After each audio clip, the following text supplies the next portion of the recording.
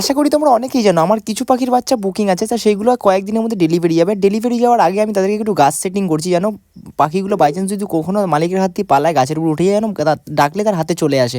এবার অনেক মালিক বিশ্বাস করে না যে পাখিগুলোকে আমি ট্রেনিং করে দিই কি না হ্যান ত্যান, যেহেতু প্রথমে নিয়ে গিয়ে একটু সমস্যা করে।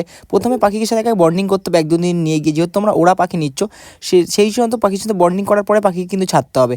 তারপরে দেখো আমার পাখি পুরো রেডি করা পাখি তোমরা পাচ্ছ, গাছ থেকে উড়ে ডাইরেক্টলি তোমার হাতে আসবে, তোমার মাথায় আসবে। আগে চেনানোর পরে পাখি তোমার সাথে ঠিক এরকম বিহেভিয়ার করবে।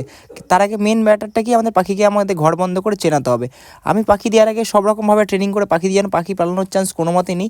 এবার যেহেতু পাখিটা নতুন জায়গায় যায়, নতুন বাসায় যায়, নতুন মানে অনেক পাখির মধ্যে দিয়ে একজন তোমার কাছে যাচ্ছে, এই কারণে পাখিগুলো কিন্তু অবশ্যই ঘরে আগে বন্ডিং করতে হয় পাখির সাথে, পাখিকে খাওয়াতে হবে, দেন খাওয়া দাওয়া করে পাখিকে বন্ডিং মারাতে হবে। বন্ডিং মারার পর পাখি বাইরে ছাড়ো।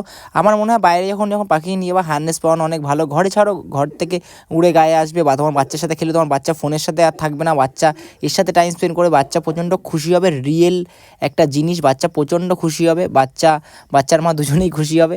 তো অবশ্যই বললাম এই জিনিসটা খুবই ভালো জিনিস, আমার কাছে মনে হয় খুব একটা পজিটিভ জিনিস। বাচ্চার মধ্যে খুব টাইম স্পেন্ড করবে এই জিনিসের উপরে। আর আমি কিন্তু ফুল টেম করেই পাখি দিই। কার কার লাগবে বলো, বাট এত কমেন্ট আসছে সবাইকে তো দেওয়া সম্ভব না।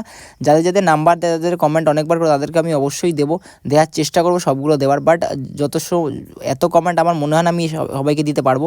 আর কেমন আমি ট্রেনিং করে কেমন দিই বা কেমন কেমন লেগেছে কমেন্টে তোমরা জানাতে পারো। চলো টাটা বাই, লাগলেও বলতে পারো।